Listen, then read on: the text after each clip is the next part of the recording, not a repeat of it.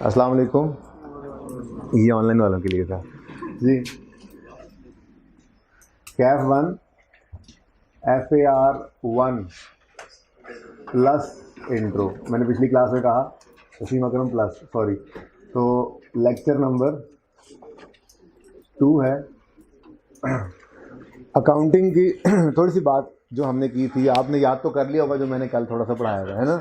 तो मैं इसलिए आज नहीं सुनूंगा, मैं कल सुनूंगा जब थोड़ा सा काम ज़्यादा हो जाएगा, ठीक है। लेकिन कुछ बीच में से सुन भी सकता हूँ। बात हमारी ये हुई थी कि अकाउंटिंग कहते हैं इंफॉर्मेशन नहीं, डाटा होता है पहले, ठीक है। हाँ, इंफॉर्मेशन साइंस है, यानी कि हमने बिजनेस ट्रांजैक्शंस को रिकॉर्ड करना होता है, फिर उन्हें समराइज़ करके उन्हें प्रेजेंट करना होता है। प्रेजेंटेशन तक हम जाएंगे इंशाल्लाह लेकर चीज़ों को।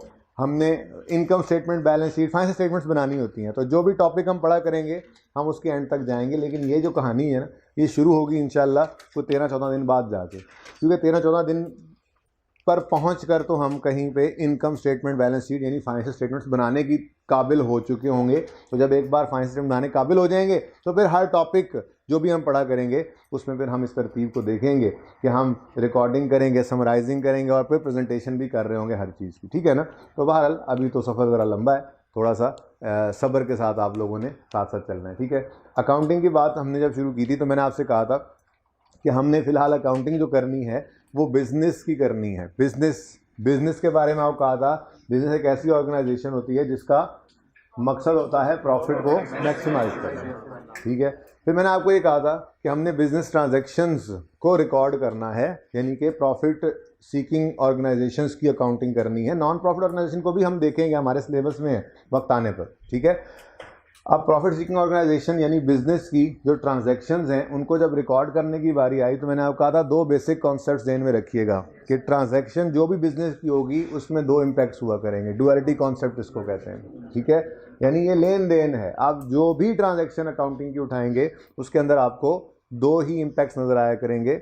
मतलब आपको कभी भी सिंगल इम्पैक्ट वाली ट्रांजैक्शन नज़र नहीं आएगी, क्योंकि ट्रांजैक्शन का मतलब ही यही होता है कि लेन देन चल रहा होता है, ठीक है। हम कोई चीज़ ले रहे हैं, उसके बदले में कोई चीज़ दे भी रहे होते हैं, ठीक है।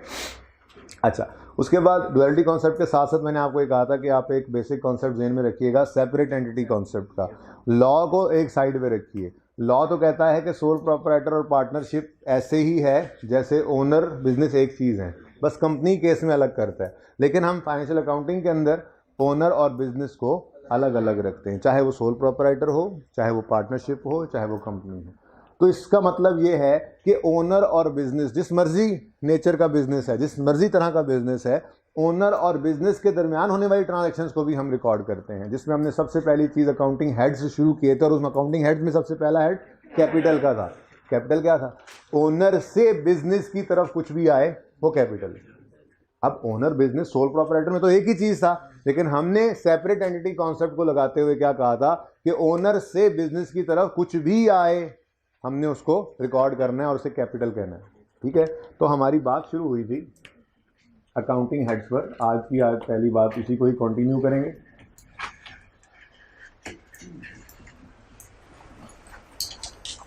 अकाउंटिंग हेड्स में हमने पहला हेड पढ़ा था कैपिटल, ठीक है। कैपिटल कहते हैं जी investments by owner into the business. वो किसी भी फॉर्म में हो सकती है, ओनर से कुछ भी बिजनेस में आए। ओनर के घर पे पर्सनल कैपेसिटी के अंदर कुछ भी पड़ा हुआ था, वो कैश था, उसने उठा के बिजनेस में लगा दिया, ये कैपिटल है। वो गुड्स पड़ी थी, बिजनेस बनाया चीज़ें बेचने का, बुक शॉप बनाई, घर पे ये मार्कर्स उसके पास 10 पड़े थे, ये भी उठा के उसने दुकान पे रख लिए बेचने के लिए। तो ये पैसे तो नहीं लाया, लेकिन ओनर की तरफ से ये गुड्स आ गई हैं, बिजनेस ने इस्तेमाल करनी है आगे बेचने के लिए, तो ये भी कैपिटल है।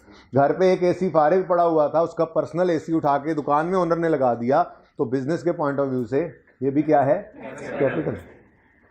क्लियर है ये बात? ठीक है ना। तो बिजनेस में ओनर की तरफ से कुछ भी आए, कुछ भी इन्वेस्ट हो, इन्वेस्टमेंट का मतलब ही क्या होता है कि ओनर ने अपनी पर्सनल चीज को उठा के बिजनेस में लगा दिया। अब वो एसी घर पे नहीं बल्कि दुकान में इस्तेमाल हो रहा है। अब ये मार्कर उसके घर पे नहीं पड़े हुए, बल्कि इसने ये मार्कर जो खरीद के रखे थे घर पे इस्तेमाल करने की बजाय अपनी दुकान पे रख दिए बेचने के लिए। पैसा उसके घर के दराज में पड़ा हुआ था, उसने उठा के दुकान के दराज में रख दिया। तो कुछ भी हो जाए, बिजनेस में ओनर पर्सनल जो भी चीज़ लाकर इन्वेस्ट कर देगा वो क्या कहलाएगा? कैपिटल। और अगर ओनर बिजनेस से कोई चीज़ निकाल कर ले जाए तो वो, ठीक है। तो ये एक ही अकाउंटिंग हेड हमने पढ़ा था, आज हम दूसरा अकाउंटिंग हेड पढ़ते हैं, ठीक है। एसेट, चलें दूसरी क्लास में ज़्यादा तरतीब बहुत तरह से चलिए, चलें आपकी ऐसे कर लेते हैं। एसेट क्या होता है?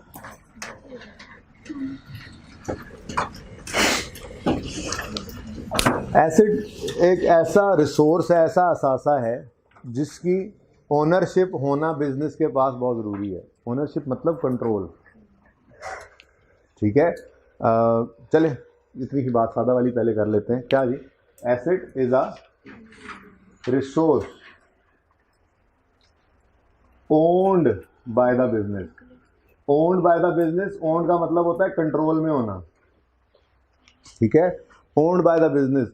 ये एसी लगा दिया कॉलेज वालों ने, अब क्लास खत्म हो, दो बच्चे उठ के कहें चलो यार ये एसी उतारो घर ले जाएं, गार्ड बार रोक लेगा, क्या क्या कहेगा? भाई इस एसी पे हमारा कंट्रोल है, ये हमारी ओनरशिप में है, आप इसको लेकर नहीं जा सकते। बात समझ रहे हैं? ठीक है ना। तो एसेट एक ऐसा रिसोर्स है जो बिजनेस की ओनरशिप में है। ओन्ड का मतलब क्या होता है? कंट्रोल में होना, ठीक है जी, कंट्रोल्ड बाय द बिजनेस। ये बड़ी इंपॉर्टेंट बात है। खैर इसकी ज़्यादा सिग्निफिकेंस तो FAR 2 के अंदर जाके पता लगेगी जब आप इनटेंजिबल एसेट्स पढ़ेंगे। क्या मतलब कि अगर यहाँ पर कोई उस्ताद है या कोई कैमरामैन है या कोई ऑफिस बॉय है तो उसको बिजनेस का एसेट नहीं कहते। तो आपको बैलेंस शीट में, इनकी बैलेंस शीट के अंदर नज़र आ रहा हो ऑफिस बॉयज़, टीचर्स, कैमरामैन, नहीं ऐसा नहीं होता। क्यों? क्योंकि हमें कंट्रोल नहीं कर सकते, ऑर्गेनाइजेशन वाले, कॉलेज वाले हमें कंट्रोल नहीं कर सकते, हमारे ऊपर कंट्रोल नहीं है, हमारी मर्जी जो मर्जी कर लें। ऑफिस बॉय जब मर्जी छोड़ के चला जाए उसको कोई रोक सकता है? बात समझ आ रही है ना। तो ज़रा थोड़ा सा समझिए इस बात को। एक ऐसा रिसोर्स, रिसोर्स असासे को कहते हैं, ठीक है ना, रिसोर्स असासा जात असासा, ठीक है। एक ऐसा रिसोर्स जिसकी ओनरशिप बिजनेस के पास है, यानी बिजनेस उसको कंट्रोल कर रहा है, ठीक है, ओन बाय द बिजनेस, और इससे फ्यूचर में फ़ायदा आना है। Asset is a resource own by the business which will give benefit in, which will, ये एंड वाला नज़र आ रहा है सही? मैं बोल तो रहा हूँ ना, ठीक है, मैं ब्लैक से ही लिखूंगा। आप चलो अब ये तो लिख लिया, which will give benefit in future. क्या मसला आ रहा है वैसे एंड वाले भाई जिसने सर ऐसे ऐसे हिलाया? ब्लू की वजह से मसला आ रहा है या कोई रोशनी पड़ रही है भाई आपको? लाइट पड़ रही है। चलें फिर सुने फिलहाल। Asset is a resource owned by the business which will give benefit in future. एक ऐसा रिसोर्स जिसकी ओनरशिप बिजनेस के पास हो और फ्यूचर में उससे बिजनेस को फ़ायदा आना है, उसको बिजनेस का एसेट कहेंगे। अब इसको समझिए, ये एसी अगर कॉलेज वालों ने ख़रीदा है, इनवॉइस इनके नाम है, तो ये ओनरशिप में आ गए इनके, ठीक है। ILD के दफ्तर थोड़े जाएंगे इसकी ओनरशिप चेंज करवाने। इसकी ओनरशिप क्या होगी कि जो बिल होगा वो कॉलेज के नाम का बना होगा।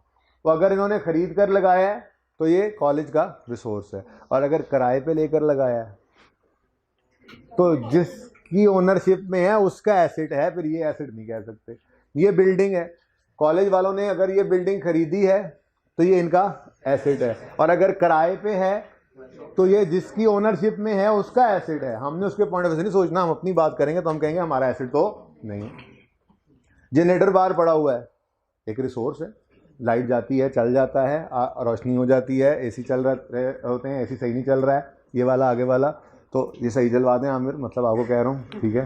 तो रिसोर्स है जनरेटर, अगर ख़रीदा है कॉलेज वालों ने तो कंट्रोल फिर इनका आ गया, ठीक है। अब ये इनका रिसोर्स है, एसेट कहेंगे। और अगर किराए पे लिया हुआ है तो जिसका है उसका एसेट है, फिर इनका एसेट नहीं है, ठीक है।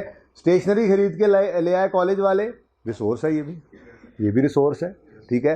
ख़रीद के खुद लाए हैं तो इनका एसेट, और अगर किराए पे लेकर आए हैं तो इनका एसेट नहीं है, क्योंकि फिर ये ओनरशिप में नहीं है। ये बात समझ आई है?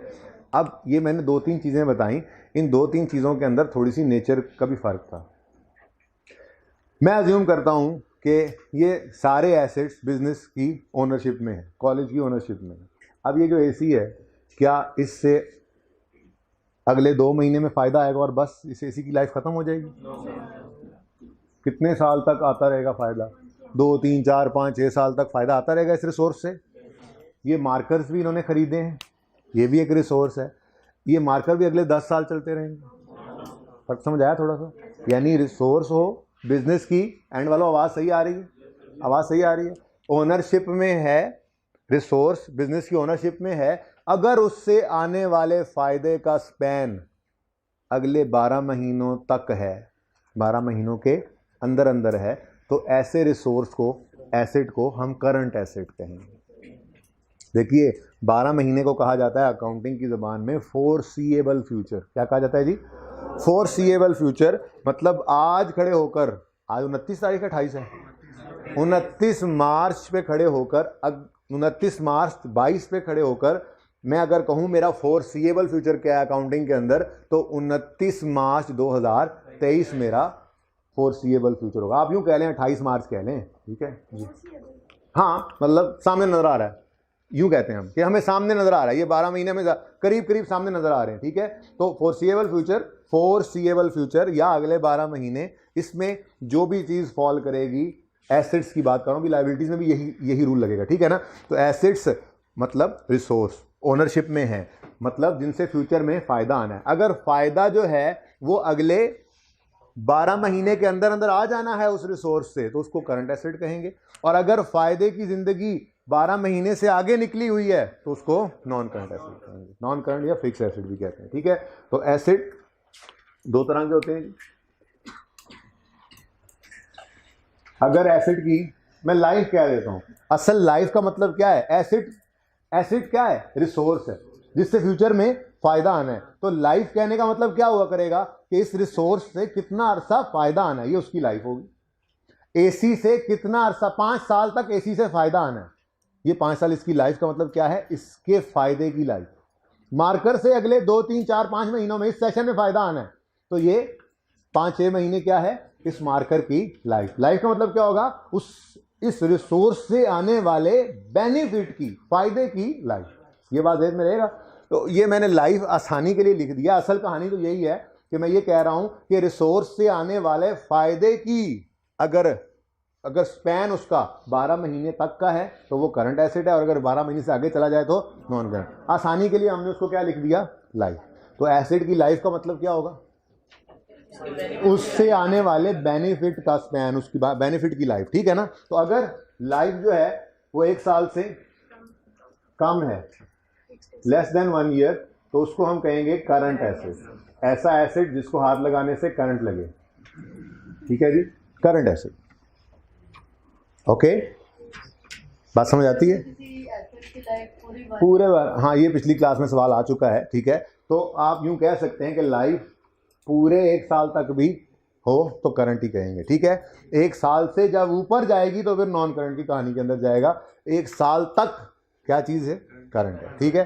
तो अगर रिसोर्स से आने वाले फायदे की लाइफ 12 महीने तक है, 12 महीने या उससे कम है, तो वो रिसोर्स हमारा करंट रिसोर्स यानी करंट एसेट कहलाएगा, ठीक है। इसकी एग्जांपल्स भी लिख लेते हैं, पहले दूसरा लिख लें। और अगर लाइफ 1 साल से ज़्यादा है तो इसको हम कहा करते हैं जी नॉन करंट एसेट। क्या कहा करते हैं जी? Non current asset. इसका दूसरा नाम फिक्स एसेट भी होता है। पूरा टॉपिक पढ़ेंगे हम इंशाल्लाह, जब 15-16 दिन में बेसिक्स पढ़ लेंगे तो अगला टॉपिक ही हमारा फिक्स एसेट्स एंड डेप्रिसिएशन का है। पूरा एक्सटेंडेड है, 22-23 दिन लगाते हैं हम इस टॉपिक पे। सबसे लेंथी टॉपिक यही है, इससे ज़्यादा भी लग सकते हैं एनीवे। तो फिक्स एसेट या नॉन करंट एसेट, ठीक है, जिसकी लाइफ 1 साल से ज़्यादा हो। मिसाल ले लेते हैं फिक्स एसेट की मिसाल पहले ले लेते हैं। Land and building, vehicle, machine.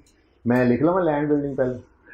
अच्छा, चलो फिर मेरी तरतीब से चल लो। लैंड हो गया, बिल्डिंग हो गई, plant and machinery. Manufacturing concern के अंदर फैक्ट्रियाँ जो होती हैं वो प्लांट, बड़े बड़े प्लांट लगे, पौधा नहीं है ये प्लांट, ठीक है। ये फैक्ट्री में जो बड़े बड़े प्लांट लगे होते हैं, मैन्युफैक्चरिंग प्लांट्स, उनकी बात हो रही है, ठीक है। प्लांट एंड मशीनरी हो गया, इक्विपमेंट्स हो गए। इक्विपमेंट में फैक्ट्री में पड़ा हुआ इक्विपमेंट भी हो सकता है जो इस प्लांट मशीनरी के साथ लगे बड़े बड़े इक्विपमेंट होते हैं, या ऑफिस इक्विपमेंट भी हो सकते हैं, जैसे ये एसी है, जैसे कंप्यूटर, लैपटॉप्स वगैरह, ये भी इक्विपमेंट उनको भी कह सकते हैं। तो इक्विपमेंट, ये सब, ये जितने चीज़ों की बात कर रहा हूँ, अगर आप अज्यूम यूँ करेंगे अगर ये हमारी ओनरशिप में है तो इनसे आने वाला फ़ायदा 1 साल से ज़्यादा अरसे में फैला हुआ। हम एक एसी खरीदते हैं, हम एक प्लांट लगाते हैं, हम एक मशीनरी परचेज करते हैं, ठीक है, तो उनसे आने वाला फ़ायदा बिजनेस को कई साल में फैला होता है। एक बार फैक्ट्री लगा दें, अगले 20 साल तक चलेगी, 20 साल तक प्रोडक्ट बनेगी और बिकेगी, फ़ायदा आ रहा है, ठीक है ना। तो सवाल है, 1 मिनट पूरा कर लें लिस्ट को, पूरी लिस्ट तो खैर पूरी नहीं होगी, थोड़ी सी दो और एग्जांपल दे लें ज़रा, ठीक है। इक्विपमेंट के बाद फर्नीचर एंड फिक्सचर्स होते हैं, फिटिंग्स भी कह सकते हैं इसको। फिक्सचर्स का मतलब होता है फर्नीचर ही है लेकिन फिक्स्ड है। यह बेंच भी फर्नीचर है, जो कुर्सियाँ बीच में इस वक्त लगी हुई ये भी फर्नीचर है, ठीक है। ये फर्नीचर फिक्स हुआ है और कुर्सियाँ अभी फिक्स नहीं है तो दोनों ही फर्नीचर। अलमारी लगी हुई है अगर दीवार के अंदर तो वो फिक्स्ड है, फिक्स्ड फर्नीचर है, तो वो भी फर्नीचर ही है। तो उर्वयाम में इनको फर्नीचर एंड फिक्सचर्स भी कह दिया जाता है।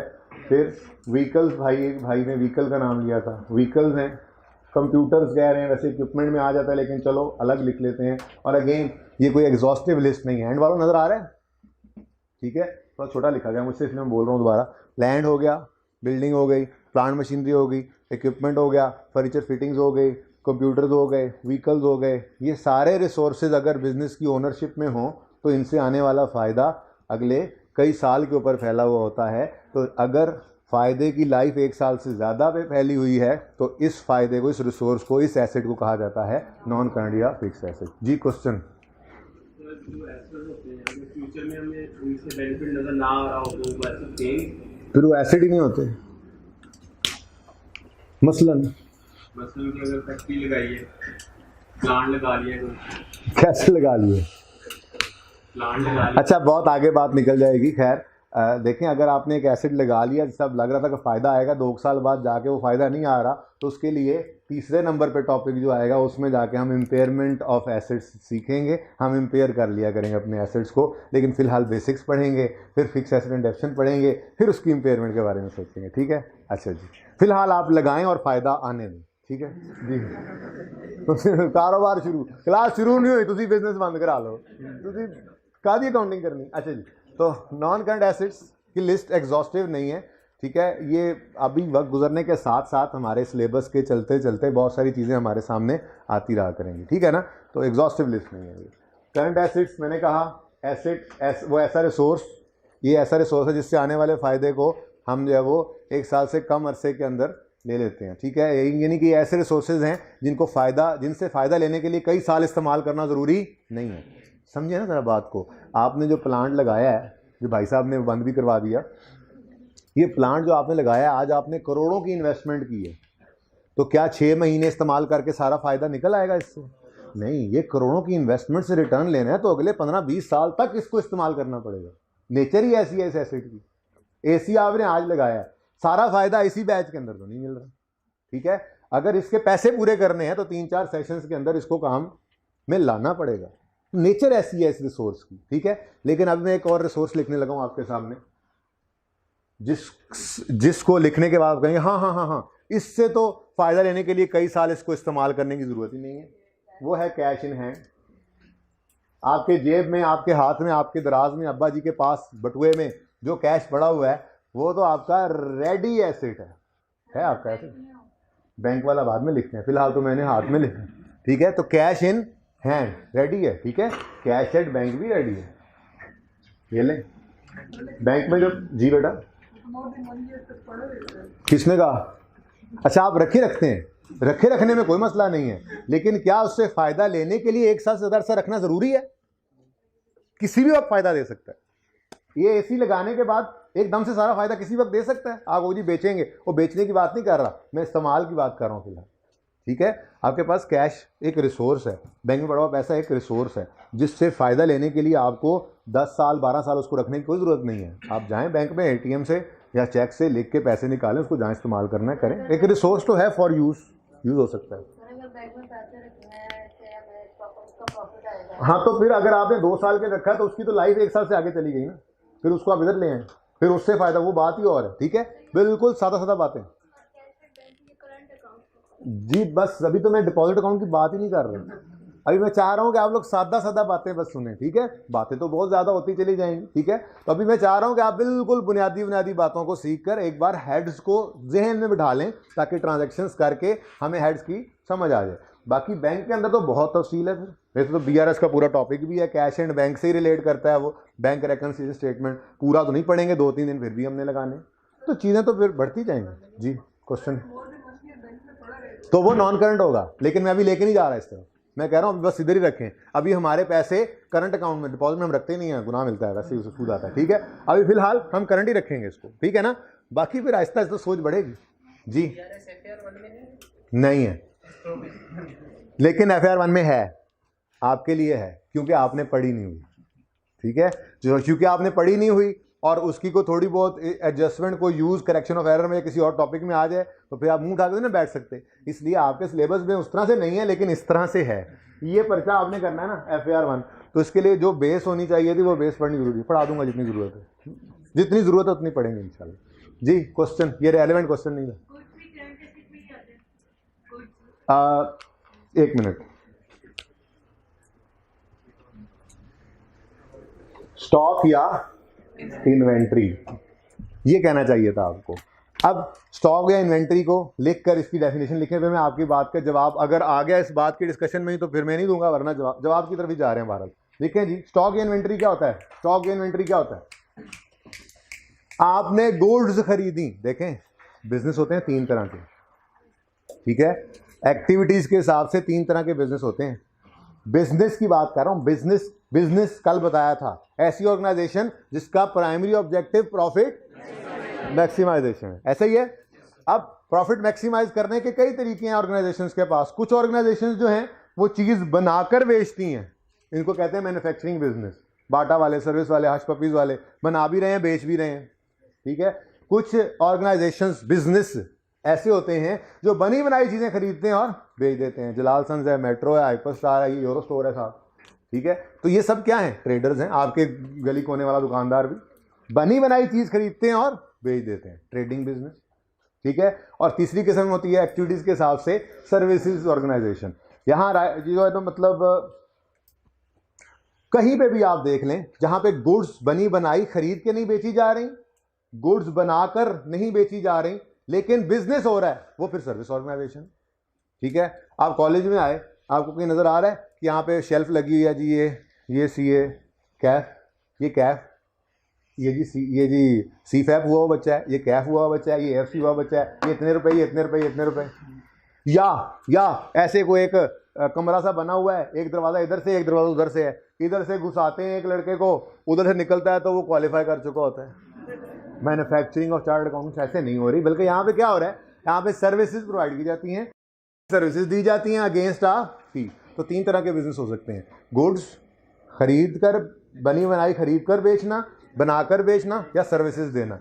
मैन्युफैक्चरिंग बिजनेस की अकाउंटिंग थोड़ी सी कॉम्प्लेक्स है, ठीक है, लेकिन वो लकीली FIR 1 में आपको नहीं पढ़नी पड़ेगी, ठीक है, लेकिन अनलकीली FIR 2 में जाके आपको उसकी अकाउंटिंग थोड़ी सी करनी पड़ेगी, ठीक है। वैसे इंट्रो के अंदर है वो, ठीक है, बट FIR 1 में मैं उसको नहीं पढ़ाऊंगा, जरूरत नहीं है, ठीक है। अच्छा, जो चीज़ जरूरत होगी मैं वही पढ़ाऊंगा। FIR 2 में जाके जब फाइनल अकाउंट्स आप करेंगे तो वहाँ पे आपको करवा दिया जाएगा मैन्युफैक्चरिंग अकाउंट, क्योंकि जैसे FIR 1 के अंदर जो चीज़ें ज़रूरत हैं हमने नहीं पढ़ी हुई, वो पढ़ाकर ही FIR 1 पढ़ाई जाती है। ऐसे ही FIR 2 के अंदर जो चीज़ें ज़रूरत होंगी और वो इंट्रो में नहीं पढ़ सके आप, वो शायद एक ही रह जाएगी, यही मैन्युफैक्चरिंग अकाउंट वाली, तो वो फाइनल अकाउंट्स जब वहाँ पे टॉपिक आता है वहाँ पे फिर आपको पढ़ा दिया जाता है, उसके बाद पढ़ा देते हैं, ठीक है ना।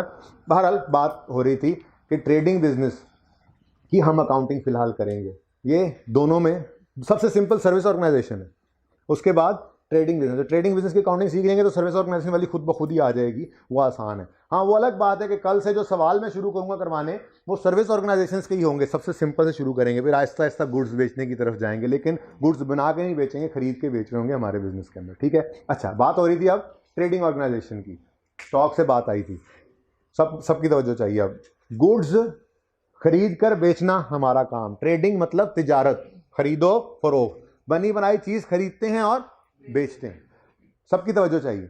गुड्स खरीदी किस लिए?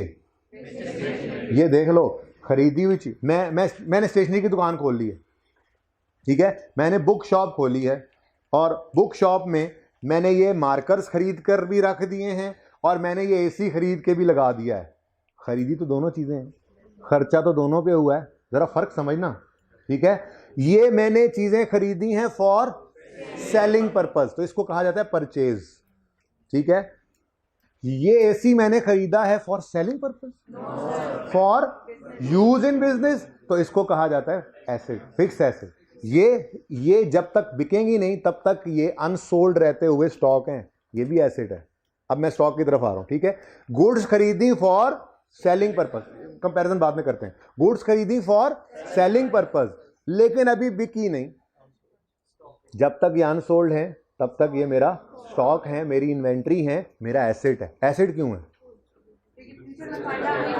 फ्यूचर में बिक के फायदा दे देना है इसने। फ्यूचर में 1-2 महीने के अंदर अंदर इसने बिक जाना है, और बेचने से हमें क्या आएगा? फायदा, रेवेन्यू आएगा। बात समझ रहे? अभी रेवेन्यू भी हेड पढ़ते हैं हम, सेल रेवेन्यू हेड आगे आ रहे हैं, ठीक है। तो सादा सी बात लिखें, स्टॉक इन्वेंट्री की डेफिनेशन क्या है? अनसोल्ड आइटम्स या goods, unsold goods which were purchased for selling purpose। ये जिनको नजर नहीं आ रहा उनके लिए बोल रहा हूं, असल में करीब जरा लिख बैठा हूं। चले भारत, डेफिनेशन लिख दी मैंने। स्टॉक या इन्वेंट्री क्या है? Unsold items which were purchased for selling purpose। बात समझ आई? यानी गुड्स खरीदी हैं फॉर सेलिंग पर्पस। मैंने मार्कर खरीद के दुकान में लगा दिए बेचने के लिए, बिके नहीं है अभी, बिके नहीं है अभी। क्या है ये? स्टॉक। मैंने एसी खरीद कर लगा दिया है दुकान के अंदर, स्टॉक है। क्यों? मकसद बेचना नहीं है, बिजनेस इसको बेचने के लिए नहीं मैंने एस्टेब्लिश किया हुआ, मैंने मार्कर्स बेचने के लिए बिजनेस एस्टेब्लिश किया। तो मार्कर जब तक नहीं बिकेंगे तब तक ये मेरे पास एसेट हैं, लेकिन नाम क्या है इनका? स्टॉक। एसी जब तक इस्तेमाल होता रहेगा तो एसेट है, लेकिन एसी अपने नाम से ही आएगा, एसी फिक्स एसेट। ठीक है, ये बात समझ आई है? अच्छा, अब एक सवाल और जहन में आएगा, इससे पहले कि वो जहन में आए मैं ही आपको जवाब दे दूं उसका। जैसे किसी के जहन में कोई सवाल तो पूछे जी। कोई प्रॉपर डेफिनेशन? बेटा गुड्स की यही प्रॉपर डेफिनेशन है कि जो हमने सेलिंग पर्पस के लिए खरीदी है। अच्छा, अभी ना असल में मैंने आपको कोई ट्रेडिंग अकाउंट, जिस दिन प्रॉफिट एंड लॉस अकाउंट बनाना है ना, ये कोई 7-8 दिन 10 दिन बाद जाके जब हमारी डबल एंट्री मजबूत पक्की हो चुकी होगी, डेबिट क्रेडिट पे हमें अबूर हासिल हो जाएगा, फिर मैं इनकम स्टेटमेंट बनवाने की तरफ जाऊंगा तो ट्रेडिंग अकाउंट आपके साथ बनाऊंगा। उस दिन आपको ये फ़र्क, ये इसलिए बता रहा हूँ कि अभी जिसके जहन में ये सवाल आए हुए थे तो उसको फिलहाल किल कर दीजिएगा 8-10 दिन के लिए प्लीज़, ठीक है ना। आपके जहनों में ये सवाल आ सकता है कि ये गुड्स हैं सेलिंग पर्पज़ वाली, ये खरीदी। अब दो सिचुएशन हो सकती हैं, या तो ये सारी की सारी बिक गई, या ये सारी की सारी नहीं बिकी, या तीसरी सिचुएशन कुछ बिक गई कुछ पड़ी हैं। तो ये तीनों का फ़र्क फिलहाल आपने नहीं करना, ठीक है। वैसे आपको बता दूं, हमारा तीसरे नंबर में लायबिलिटी पढ़ा के फिर मैं एक्सपेंस पढ़ाना है ना, एक्सपेंस में परचेज बताऊंगा, ठीक है ना। हमने चीज़ें खरीदी बेचने के लिए, जो बिक गई वो परचेजेस कहलाती हैं, जो बिकने से रह गई वो स्टॉक कहलाती हैं। लेकिन ये फ़र्क फिलहाल आपने नहीं करना, 8-10 दिन बाद जाके मैं खुद ये फ़र्क करवाऊंगा। मैं आपको ट्रेडिंग अकाउंट बताऊंगा, फिर मैं आपको बताऊंगा जो चीज़ें खरीदी थी बेचने के लिए और बिक गई हैं उनको हम दरअसल ये चीज़ कहते हैं, नाम मैं नहीं अभी ले रहा, और जो बिकने से रह गई हैं उसको तो मैंने बता दिया क्या कहते हैं, स्टॉक। तो ये थोड़ा सा कन्फ्यूजन आपको जो आना है, इस कन्फ्यूजन को आपने सिर्फ हफ्ता 10 दिन होल्ड करना है, इंशाल्लाह ये सारी चीज़ें बिल्कुल क्लियर हो जाएंगी। फिलहाल तो मैं सिर्फ इतनी सी बात आपको सिखाऊंगा अगले हफ्ते में कि हमने जब गुड्स खरीदनी है फॉर सेलिंग पर्पस तो उसे परचेज कहना है, ठीक है। और जो गुड्स खरीदनी है फॉर सेलिंग पर्पस वो कुछ बिकने से रह गई हैं तो उसे स्टॉक कहना है। लेकिन ये जो चीज़ें खरीदेंगे ना, बिकने से रहेंगी नहीं पहले 6-7 दिन में, इसलिए सवाल ही पैदा नहीं होगा स्टॉक का। सिर्फ डेफिनेशन की हद तक आपको बता दिया, वक्त आने पे समझाऊंगा, फिर अगले सवालों के अंदर स्टॉक वगैरह भी आ जाया करेगा। मेरी बात समझ आई है? क्वेश्चन भाई? बहुत हाई अमाउंट में स्टॉक बनाते हैं, फिर उसको 6 मंथ 8 मंथ बाद दे देते हैं, ये भी वही है। स्टॉक बनाकर बेचें या खरीद कर बेचें, जब तक बिका नहीं है तब तक स्टॉक है। आप बनाकर बेच रहे हैं तो जब बनने के बाद फिनिश हो गया, फिनिश गुड्स बन गई, बेचने के लिए तैयार है, अब ये स्टॉक है आपका। हाँ, स्टॉकिस्ट ना बने आप फिलहाल, आप फिलहाल स्टॉकिस्ट ना बने, ठीक है ना। पता नहीं वो अनाज कौन सा वाला लेके रखना जायज़ है कौन सा नहीं, वो तो मुफ्ती साहब से पूछना आप, ठीक है ना। फिलहाल आप स्टॉकिस्ट ना बने, ठीक है। आपने सादा बिजनेस को सोच के कुछ टर्म्स जेन में लेके आनी है, फिर आहिस्ता आहिस्ता चीज़ें जो है वो आगे लेकर जाएंगे। जो सवाल असल में आना चाहिए वो नहीं आ रहा है मेरी तरफ, मतलब आपकी तरफ से। हाँ, ये सवाल भी होना चाहिए था, असल में मैं इसका इंतज़ार कर रहा था, शायद आपका जवाब उसमें भी मिल जाए, ठीक है। सवाल ये होना चाहिए था कि गुड्स खरीदी फॉर सेलिंग पर्पस, बिकी नहीं है तो हम कह रहे हैं ये स्टॉक है। स्टॉक है तो ये एक रिसोर्स है जिससे फ्यूचर में फ़ायदा आना है, बिकने से पैसे आने हैं, ठीक है। आप इसे करंट क्यों कह रहे हैं, नॉन करंट क्यों नहीं कह रहे? जी, बिजनेस की नेचर देखें, नॉर्मल इंटेंशन देखें, आप खुद को बिजनेस में देखें। मैंने आपको कहा था बिजनेस के पॉइंट ऑफ व्यू से सोचना है, बिजनेसमैन बन के भी सोचना है। आप खुद कारोबार शुरू करो, मैं ये मार्कर खरीद के लाया हूं, मैं खुश होऊंगा, मेरी चाहत होगी कि अगले 5 साल तक ये मेरी दुकान में पड़ा रहे ऐसे मेरे सामने, बिके ना, नहीं फायदा तभी आएगा, इससे तो फायदा तभी आएगा। भाई अगर आपका बिजनेस है चीजें बेचना, आपने वो खरीदी हैं फॉर सेलिंग पर्पस, तो उसका असल फायदा बिक कर ही आना है। आपकी पूरी कोशिश होगी कि ये जल्द अज जल्द बिके।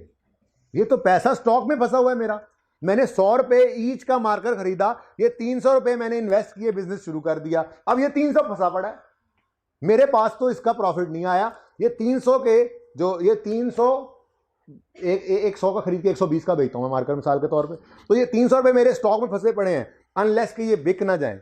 मैंने ये तीनों बेचे, 360 रुपए मेरे पास वापस आए। अब मैं कहूँगा फ़ायदा मुझे आया है। फ़ायदा क्या आया? 300 तो खर्चा निकल गया, 60 रुपये मुझे प्रॉफिट बच गया। अब मैं क्या चाहूँगा, जल्द अज जल्द बिके या देर से बिके? तो नॉर्मल अजम्पशन यही है ट्रेडिंग बिजनेस के अंदर कि स्टॉक जब भी आपको नज़र आए, सवाल कहे ना कहे, वो करंट एसेट। नॉर्मल हवाई जहाज़ या बहरी जहाज़ बना के अब नहीं बेचना आपने, वो 3 साल बनने में लग जाएगा, 4 साल बिकने में लग जाएगा। फिलहाल नॉर्मल चीज़ें देखकर चलें ताकि हमें ये टर्म्स थोड़ी सी याद हो जाएं। पहले तो हफ्ता 10 दिन तो आप जैसे मैं चला रहा हूँ वैसे चले ना, ठीक है, कोई बात नहीं, कोई बात। जी बेटा,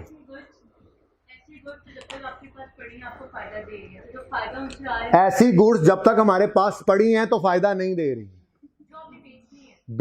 बिक कर फायदा देंगी, फायदा दे रही नहीं है। इन्होंने फ्यूचर में फायदा देना है, कैसे? बिकने से। जब तक ये पड़ी हैं तब तक इनसे फायदा नहीं आ रहा। यही तो मुझे टेंशन है, यही तो मैं कह रहा हूं कि ये जल्द अज जल्द बिकें ताकि फायदा आए। 300 लगा के खरीदी थी, 360 मुझे आए तो फायदा आए, कॉस्ट भी आए, प्रॉफिट भी आए। बेटा फिर वो उसका फिक्स एसेट है, फिर मैं मार्कर तो नहीं रेंट पे दूंगा, मैं फिर एसी रेंट पे दे लेता हूं। मैंने ये 4 एसी खरीद कर रख लिए, 3 लगे हैं मैंने दुकान बनाई, 3 एसी मैंने खरीद लिए और बाहर इश्तिहार लगा दिया, एसी किराए पे दस्तयाब हैं। अब ये एसी मैंने बेचने के लिए रखे हुए, किस लिए रखे हुए? For use in business. तो ये मेरा फिक्स्ड एसेट है, ये फिक्स एसेट है, वो अपनी दुकान में लगा के यूज नहीं कर रहा, मैं आगे देता हूं, किराया आता है। दुकान में लगाऊं तो यहाँ चीजें रख के जो बेच रहा हूं उनके बिकने का फायदा मेरा बिजनेस है। और अगर मेरी दुकान चीजें बेचने की नहीं है, ये एसी किराए पे देने की है, तो ये एसी मैंने रखे हुए, बंदे आते हैं लेके जाते हैं और 10 दिन 15 दिन बाद वापस कर जाते हैं, अपना किराया दे जाते हैं।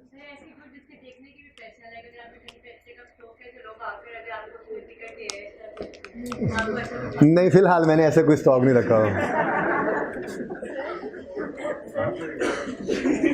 थोड़ा सब्र के साथ भी तो चलना है ना, बस सारा कुछ तो आप जी फरमाइश टाइम भी बताते रहना मुझे।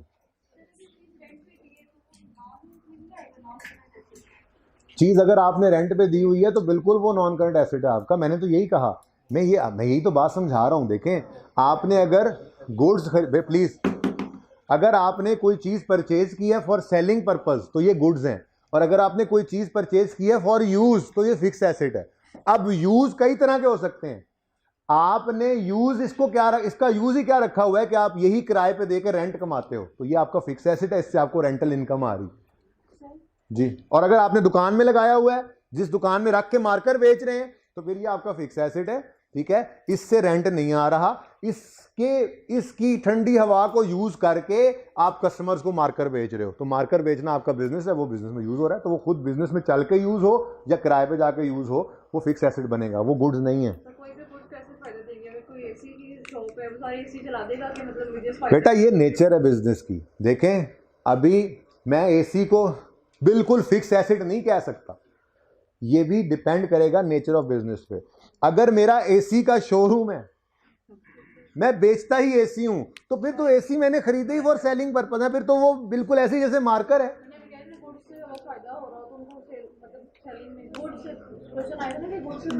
आप अपना क्वेश्चन करें। उसी क्वेश्चन को कह रहे थे एसी से, तो किसी ने एसी से इतनी शॉप मतलब जो भी है वो सारे AC. Vehicle is not a fix asset, मैं ये भी कह सकता हूँ। हाँ, लेकिन ये जो है ना एबनॉर्मेलिटी की तरफ जब चीज़ें जाएं तो सवाल स्पेसिफिकली बोले, ठीक है ना। अब अगर सवाल कहे एक कार शोरूम वाले ने 10 कारें खरीद ली, तो मैं क्या कहूँगा, कार की लाइफ तो 10 साल से ज़्यादा होती है, 50 साल होती है, तो नॉन करंट एसेट कहूँ। इंटेंशन देखें बिजनेस की, अगर मेरा बिजनेस है कारें खरीद कर बेचना, तो फिर जब तक ये बिके ही नहीं, ये मेरा स्टॉक है कार। और अगर मैंने अपनी दुकान में एक कार डिलीवरी के लिए रख ली है कि मैंने कल वो पानी का कारोबार शुरू किया था, मैंने एक वैन ले ली कि मैं उसमें बोतलें रख के डिलीवर करूंगा, तो अब ये व्हीकल मैंने फॉर सेलिंग पर्पज नहीं रखा हुआ, ये मेरे यूज के लिए है, तो ये फिक्स एसेट है। बात समझ आ गई? क्वेश्चन? हाँ पूछिए।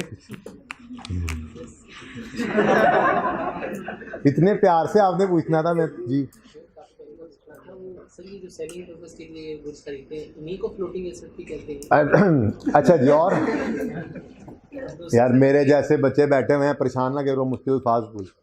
दूसरा एक हाँ दूसरा आसान वाला पूछो। वो कैसे भी उन्होंने कहना था कि जितनी सारी चीज़ें फिक्स एसेट मिलती हैं इनके आगे जब लिखते हैं फॉर यूज इन बिजनेस तो फिक्स रहेंगी, फॉर सेल लिखते तो सारे करेंगे। बिल्कुल सही कह रहे हैं आप।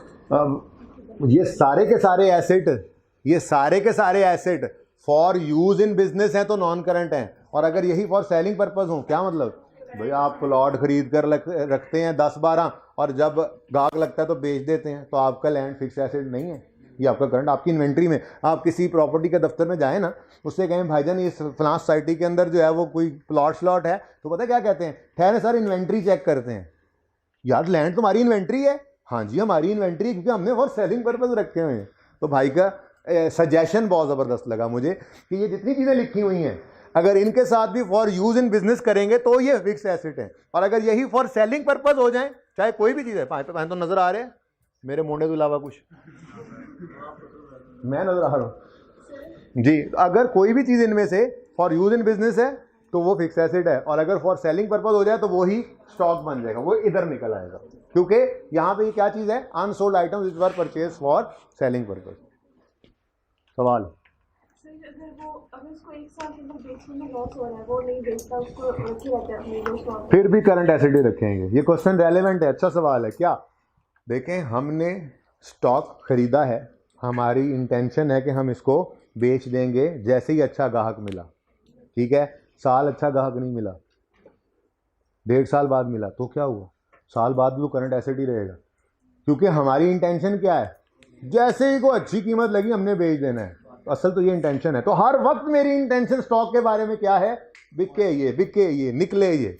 किसी वक्त मेरा ये नहीं था कि मैं 5 साल तक इसको होल्ड करूंगा। स्टॉकिस्ट तो मैंने बनना ही नहीं, मैंने पहले ही मना कर दिया। सादा चीज़ें सीख लेना पहले, कुछ समझ आ रही है। पहले दिन ही सारा समझने का आपने बेड़ा उठा लिया मुझे लगता है इस क्लास में। पिछली क्लास में सवाल नहीं किया। अच्छा चलें आगे। Okay now what is your name? Black shirt वाले भाई, कैमरे के आगे बैठे हो भाई, एंड पे। हाँ, अतहर। मैं एक दुकानदार हूँ, मैंने अतहर को चीज़ें बेची। देखो ये बड़ी अहम बात है,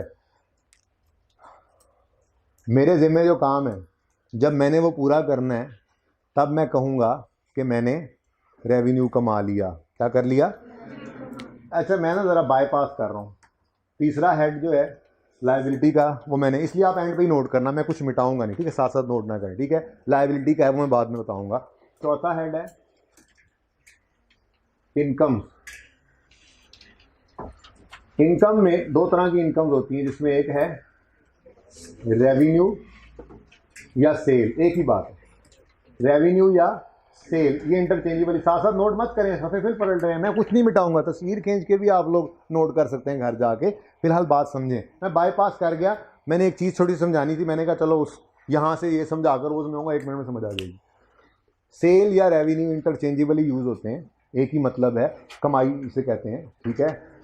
अगर मैं गुड्स बेचने वाली ऑर्गेनाइजेशन हूँ, मैंने मार्कर खरीदे हुए थे, मार्कर ही नहीं बिक रहे मेरे, खरीद भी लो आप लोग, सुबह से मैं बेच रहा हूँ जी। ये मैंने मार्कर्स जो ख़रीदे हैं फॉर सेलिंग पर्पस, तो मेरा बिजनेस क्या है, गुड्स बेचना। तो जब मैं ये गुड्स, क्या नाम है, काशिफ को बेचूंगा, इधर देखो, ये मेरे ज़िम्मे क्या था, मार्कर डिलीवर करना, मैंने डिलीवर कर दिया। 100 रुपये दो, निकालो निकालो, नहीं 20, ये मोबाइल दे दो मुझे, ये मैंने 100 रुपया ले लिया। अब ये अभी अपने पास रखो। ये जो मार्कर है, ये मार्कर इसने आके मुझसे खरीदना चाहा, मेरे ज़िम्मे क्या है, ये मार्कर डिलीवर करना। मैंने ये मार्कर इसको डिलीवर कर दिया। अब मैंने, मेरे ज़िम्मे जो था मैंने वो कर दिया, तो मैं खुद को लायबल फील करूं? हाँ, एंटाइटल्ड फील करूं? यस, एंटाइटल्ड फील करूंगा कि अब मेरा हक है कि मैं इससे 120 रुपये लूं, क्योंकि मैंने 120 रुपये की चीज़ इसके हवाले कर दी। तो इसे कहते हैं मैंने अर्न किया, 120 मैंने अर्न कर लिया। मार्कर दे दे भाई, दे दूंगा, क्या कहूं, 120 तुम दे दो, हक नहीं है, उधार दे तो दे। बात समझ रहे हो? मेरा हक कब बनेगा, जब मैंने 120 अर्न कर लेना है। अर्न कब करना है, जब मेरे जिम्मे जो काम था वो, तो अगर मैं गुड्स का सेलर हूं, सेलर ऑफ गुड्स हूं, मैंने गुड्स डिलीवर कर दी, ये अब मैं कह सकता हूं मैं 120 लेने का हकदार हूं, क्योंकि मैंने 120 कमा लिया है। कमालिए वाली खद्दर वाला कमालिया नहीं, कमालिया जगह वाला नहीं, कमा लिया है। कब कमा लिया है, जब मेरे जिम्मे जो काम था मैंने वो कर दिया। तो मैं कहूंगा मैंने रेवेन्यू अर्न कर लिया, या मैंने सेल अर्न कर ली। अच्छा, सेल जो है ना, ये जरा ब्रॉडर टर्म नहीं है, रेवेन्यू ब्रॉडर टर्म। क्या मतलब, अगर आप सर्विसेज देते हैं, उसके अगेंस्ट आपको पैसे आते हैं, तो आप ये नहीं कहते मैंने सेल की है, बल्कि आप कहते हैं मैंने रेवेन्यू कमाया है। लेकिन गुड्स के लिए भी आप रेवेन्यू का लफ्ज़ यूज़ कर सकते हैं। तो बहरहाल इससे परेशानी होना, रेवेन्यू और सेल ये इंटरचेंजेबली यूज़ होते हैं। Revenue is a broader term, ठीक है। अच्छा, अब मैं आपको समझाता हूँ। अगर मैं ट्रेडिंग बिजनेस हूँ, तो मार्कर डिलीवर कर दिया, अब मैं क्या कहूँगा, मैंने 120 रुपये कमा लिए, ठीक है।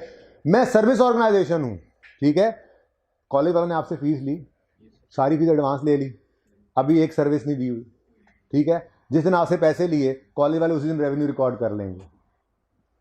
सही है ना? नहीं सही, क्योंकि कॉलेज वालों के जिम्मे क्या था, आपको सर्विसेज प्रोवाइड करना। सर्विसेज शॉपर में डाल के नहीं प्रोवाइड हो जाती। पहले दिन आप आए, आपने फीस जमा कराई, उन्होंने कहा ये पकड़े जी FIR 1, एक शॉपर के अंदर, रिजल्ट तक ये है, रिजल्ट के बाद वाली बाद में मिलेगी। ऐसा नहीं होता है। आपको services with the passage of time दी जाती हैं। तो जैसे जैसे कॉलेज वाले आपको सर्विसेज देते जाएंगे, जितनी सर्विस दे लेंगे उतना पैसा ये कमा लेंगे। अभी सारा कुछ इन पे लायबिलिटी है, आपकी फीस कॉलेज पे लायबिलिटी है, बोझ है, क्योंकि इसके अगेंस्ट इन्होंने आपको सर्विस देनी है। आज इन्होंने कुछ नहीं कमाया हुआ। अब जैसे जैसे आपको सर्विस देते जाएंगे, मिसाल के तौर पे इन्होंने 30% सिलेबस आपको पढ़ा दिया एक महीने में, फॉर एग्जाम्पल, तो ये कहेंगे आपकी फीस का 30% अब इन्होंने कमा लिया है। ये बात समझ आई? ठीक है, ये बात समझ आई? तो यूं कह सकता हूं मैं, रेवेन्यू सेल किसे कहते हैं, amount earned by selling goods, और रेंडरिंग लिख लूं सर्विसेज, रेंडरिंग प्रोवाइडिंग, मुश्किल लफ्ज़ नहीं लग रहा। Amount earned by selling goods और rendering services to a customer, ठीक है। अगर मैं गुड्स का सेलर हूं, तो मैं कब गुड्स का रेवेन्यू अर्न कर लूंगा, जब मैं गुड्स डिलीवर कर दूंगा। और अगर मैं सर्विसेज का सेलर हूं, तो मैं कब सर्विसेज का रेवेन्यू रिकॉर्ड कर लूंगा, जब मैं सर्विसेज रेंडर कर दूंगा, ठीक है। तो वापस करो, पैसे तुम्हें देने को ही नहीं। अच्छा, तो अर्न कब करते हैं रेवेन्यू, व्हेन, ये मैं वैसे ही लिख रहा हूँ, बहुत एडवांस बात है, लेकिन चलो एक्रूवल प्री पेमेंट्स का टॉपिक आना है, वहाँ पे जाके काम आएगी ये बात। आगे एंट्रीज में भी 2-3 दिन में काम आना है, इसमें चलो अभी बात कर लेते हैं, ठीक है। अर्न कब कर लेते हैं हम इनकम, रेवेन्यू कब अर्न करते हैं, व्हेन गुड्स आर डिलीवर्ड, अगर मैं गुड्स बेचता हूँ तो, और व्हेन सर्विसेज आर, हाँ, जो मेरे जिम्मे काम है जब वो मैंने कर दिया तो मैंने रेवेन्यू कमा लिया। मेरे ज़िम्मे था मार्कर बेचना, मैंने इसके हवाले कर दिया, मैंने 130 कमा लिया, 120 था 30 था जो भी था, कमा लिया। मैं सर्विसेज प्रोवाइड, चलो मैं टीचिंग नहीं करता, मैं एसी का, यार वो एसी भी सही नहीं चल रहा है, एसी पे नज़र गई, ये नहीं सही चल रहा है यार, उसको कहना था, मैसेज करो उसे, को यार रिमोट ही इधर रख दें। यार एक काम करो, कोई एक बच्चा ना, एक या दो बच्चे रिमोट कर लो मोबाइल के अंदर, खुद ही चेंज कर लिया करें, खुद ही तेज़ कर लिया करें, खुद ही, किसी के पास है तो चला लो। आईडी मैं बता दूंगा, तुम्हें कर लेंगे। ऐसे बंदा ना वो मोहताजी होती है, कोई आ जाए सही कर दे तब तक। अच्छा कहाँ जाऊँ? नहीं, मैं बड़ी इंपॉर्टेंट बात करने लगा था। हाँ एसी। मैं कह रहा था कि मैं एसी का टेक्नीशियन, ठीक है, मैं अगर तुम लोगों को तुम माइंड कर दोगे तो सारा कुछ मैं खुद ही बन जाता होता हूँ, इसलिए ठीक है ना। मैं देखो, एसी खरीदने वालों ने खरीदा, बेचने वालों ने बेचा, मैं तो नहीं खरीद रहा, मैं तो नहीं बेच रहा, मेरा काम है ये एसी फिट करना। मैं इलेक्ट्रीशियन हूँ, एसी मैकेनिक हूँ, ठीक है। अब मैं आया, मैंने आकर ये 3 एसी इंस्टॉल कर दिए। जैसे ही 3 एसी इंस्टॉल किए, मैंने कॉलेज वालों को कहा मैंने सर्विस रेंडर कर दी, मुझे मेरी मजदूरी दे दो। मैं 1000 रुपये में एक एसी इंस्टॉल करूँगा, 3000 रुपये मैंने कहे थे आपसे लूँगा, मैंने ये 3000 कमा लिया है, ठीक है। या ये होगी बात, समझ आ गई? रेवेन्यू कब अर्न कर लिया? जब मैंने सर्विस रेंडर, मैं इलेक्ट्रीशियन, जब मैंने ये 3 एसी लगा दिए, इंस्टॉल कर दिए, तो मैंने इसका 3000 अर्न कर लिया। मैंने ये, अगर मैं बुक शॉप वाला हूँ, ठीक है, मैंने ये मार्कर, क्या नाम बताया था आपने, काशिफ को बेच दिया, लो मैंने 120 अर्न कर लिया, तो मेरा रेवेन्यू अब रिकॉर्ड हो सकता है, मैंने रेवेन्यू कमा लिया है, मैंने रेवेन्यू कमा। मैं पार्ट टाइम ये काम ही करूँ, दोनों ही मेरे रेवेन्यू, ठीक है। अच्छा चलो सुनो। अब अगर काशिफ ने मुझे 120 रुपये दे दिए तो मैं कहूँगा रेवेन्यू कमा भी लिया और कैश भी रिसीव हो गया। अगेन बिजनेस है ना, ट्रांजैक्शन हुई है तो लेन देन है, ठीक है। देन क्या था? मार्कर। लेन क्या है? कैश। बात समझ रहे हो? डुअलिटी जरूर है, डुअलिटी के बगैर कोई ट्रांजैक्शन नहीं होगी, ठीक है। तो मैंने ये मार्कर बेचा, मैंने कहा मैंने रेवेन्यू कमा लिया।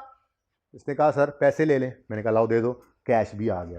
तो रेवेन्यू बढ़ा, कमाया मैंने, और उधर से कैश भी मेरे पास बढ़ गया। दूसरी सिचुएशन क्या है? मैंने ये मार्कर बेचा, मैंने रेवेन्यू कमा लिया, काशिफ ने कहा सर आज पैसे लेकर आना भूल गया था, पैसे आपको जो है ना वो मैं नेक्स्ट मंडे को दे दूंगा। अब क्या कहूँ मैंने नहीं कमाया, नहीं, मेरे जिम्मे जो काम था वो मैंने कर दिया है, मैंने इसको मार्कर हवाले कर दिया। अब मैंने इसको चीज़ें बेची हैं, लेकिन बेची हैं उधार पे, तो 1 हफ्ते बाद मुझे इधर से क्या आना है? तो ये मार्कर इसके हवाले करते ही क्या मेरा राइट टू रिसीव कैश नहीं एस्टैब्लिश हो गया? मैं हकदार हूं, एंटाइटल्ड हूं, ठीक है। ये जो मैंने इसको उधार पे चीज़ बेची और मेरा right to receive cash establish हुआ, तो काशिफ आज से मेरे लिए एक रिसीवेबल है, एक एसेट है। क्या है?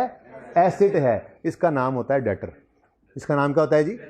अगर मैं बिजनेस हूं और मैंने चीज़ उधार पे बेची है, तो आज मैंने मेरे जो जिम्मे था काम कर दिया, रेवेन्यू कमा लिया, आज मैं हकदार बन गया हूं कि 120 रुपये ऐसे रिसीव करूं।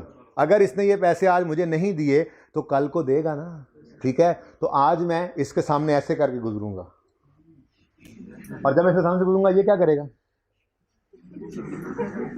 क्यों? मैं एंटाइटल्ड हूं, ये लायबल है। मैं एंटाइटल्ड टू रिसीव कैश हूं अगेंस्ट दैट मार्कर जो मैंने डिलीवर कर दिया, और वो बेचारा लायबल है क्योंकि उसने गुड्स ले लिए और पैसे नहीं दिए हुए, ठीक है।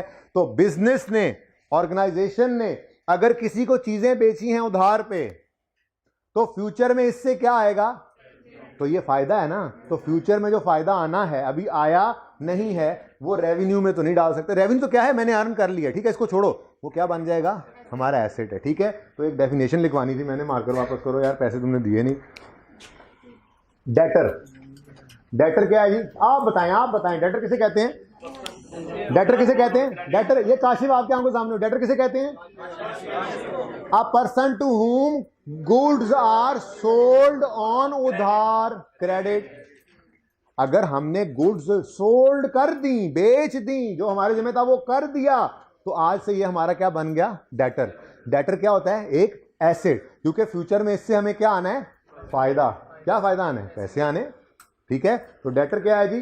डेटर की डेफिनेशन लिखें, debtor is a person to whom goods are sold on credit. Credit मतलब उधार। डेटर इज अ, लिख तो लेंगे बाकी, debtor is a person to whom, जिसको बेची हैं, sold to whom goods are sold on credit.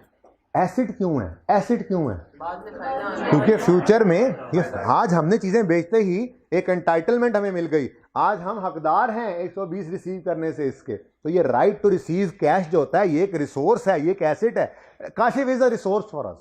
Kashif हमारा एक रिसोर्स है। क्यों? 120 रुपए, ऐसे समझो, ये हमारा 120 रुपये है, ये हमारा 120 रुपये है। हमारे कैश की तराज में नहीं पड़ा, हमारे बैंक में नहीं पड़ा, बल्कि ये अपने घर बैठा हुआ है, हमारा 120 रुपये है ये, बस इससे ज्यादा कुछ नहीं है हमारे लिए ये।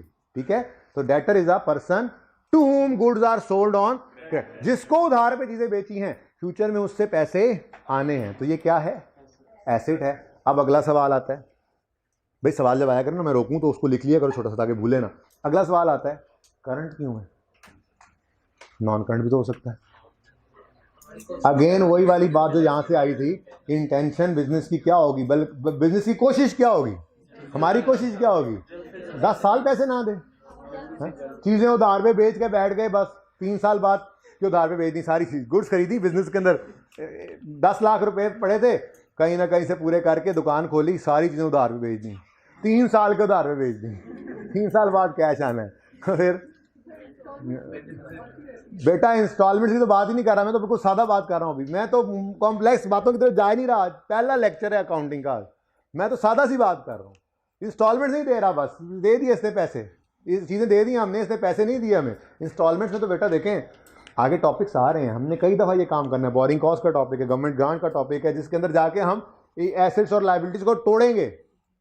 एक ही लाइबिलिटी कुछ करंट कुछ नॉन करंट होगी, एक ही एसेट कुछ करंट कुछ नॉन। अभी छोड़ो उस बात को, ये तो मैं कुछ सादा बातें कर रहे हैं, वक्त आने में सारी बातें करेंगे। फिलहाल तो मैं ये कह रहा हूं कि जिसको हम चीज उधार पे बेचें, उससे जो पैसे आने हैं, वो पैसा हमारी चाहत क्या होगी, जल्द अज जल्द आए या देर करें। रेशोज के टॉपिक में जाके ना, एक टॉपिक ये भी पढ़ना है हमने, हम ये देखेंगे कि ये देखें, ये वर्किंग कैपिटल कहलाता है। मैंने ये 300 रुपये के मार्कर खरीदे, जेब से 300 निकाला ना, ये 300 के मार्कर इसे उधार पे बेच दिए। जब तक ये 360 वापस मुझे नहीं मिलता, तब तक मेरे पैसे तो फंसे हुए हैं। पहले मैं खरीद कर ले आया, स्टॉक में लगा दिए, 10 दिन उधर पड़े रहे, मेरा 300 स्टॉक में फंसा हुआ है। फिर मैंने इसको बेच दिए, 15 दिन को उधार पे ये ले गया, अब 15 दिन मेरा पैसा वहां फंस गया। कैश जो है ना, कैश, ये इसका एक साइकिल होता है, कैश साइकिल कहते हैं, कैश ऑपरेटिंग साइकिल भी कहते हैं, वर्किंग कैपिटल साइकिल भी कहते हैं। ये रेशो के टॉपिक में पढ़ाऊंगा, एक रेशो है कैलकुलेट करवाऊंगा, परेशान नहीं होना ये ऐसी बातों से, ठीक है ना। भाई ने सवाल पूछ लिया, किसी बहन ने सवाल पूछ लिया, तो बात इस तरफ निकल जाती है कि थोड़ा सा बात करनी पड़ती है। तो वो बात करने से मकसद, ये जो समझाने वाली बात है वो समझाए बगैर आगे नहीं जा रहा मैं, बाकी चीज़ें आती रहेंगी साथ साथ, ठीक है ना। कैश देखो, जब एक साइकिल पूरा करता है ना, तब अपने साथ प्रॉफिट चिपका के लाता है। मैंने 300 जेब से निकाल कर ये मार्कर खरीदे हैं, जब तक ये 360 मुझे नहीं देगा, मेरे किसी काम का नहीं है ये बिजनेस। जैसे ही ये कैश का साइकिल जो है ना मेरे जेब से निकल कर, मेरे जेब से निकला, मार्कर्स में फंस गया, मार्कर्स से निकला, भाई के पास फंस गया, वहां से 360 निकल के मेरे जेब में जब वापस आएगा तो इसका साइकिल पूरा होगा। जब कैश का जब साइकिल पूरा होता है तो 60 रुपये प्रॉफिट लग के आना है। तो ये जितना ज्यादा दफा होगा मुझे उतना फायदा है। तो ना तो मैं इन्वेंट्री को ज्यादा देर फंसाने की कोशिश करूंगा, पैसे ना फंस जाए, ना ही मैं डेटर को ज्यादा देर अलाउ करूंगा कि पैसे अपने पास फंसा के रखे।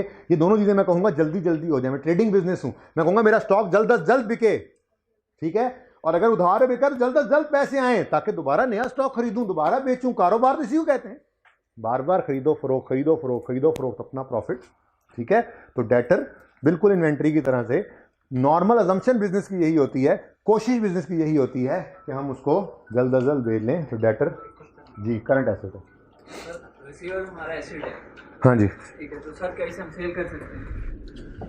बेटा, सेल तो नहीं कर सकते, पानी नहीं है और ये एसी भी सही नहीं हुआ, सेल नहीं कर सकते। इसकी एक कॉन्सेप्ट इसका होता है डिस्काउंटिंग का, ठीक है। इररेलेवेंट है फिलहाल, कहते हो तो बता देता हूँ, आधे बच्चों को समझ ना आए तो। डिस्काउंटिंग का एक कॉन्सेप्ट है, एक जगह पे जाके ये आएगा ज़रूर, ठीक है।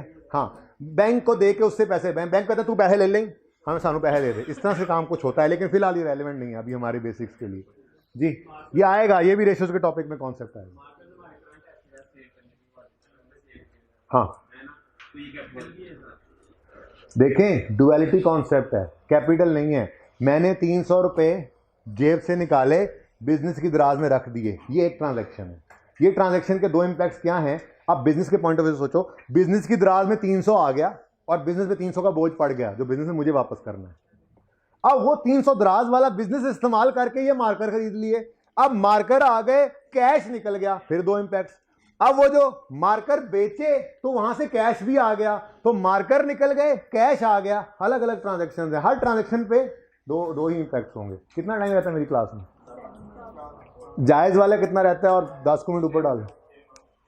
अच्छा चुप, आप लोगों से पूछा मैंने, पानी पिला दो मुझे। अच्छा ये बात समझ आ गई है? बहुत बहस कर ली वैसे आपने, इतनी करनी नहीं चाहिए थी। अच्छा इसको कंप्लीट बाद में करते हैं, पहले तीसरे हेड पे आते हैं।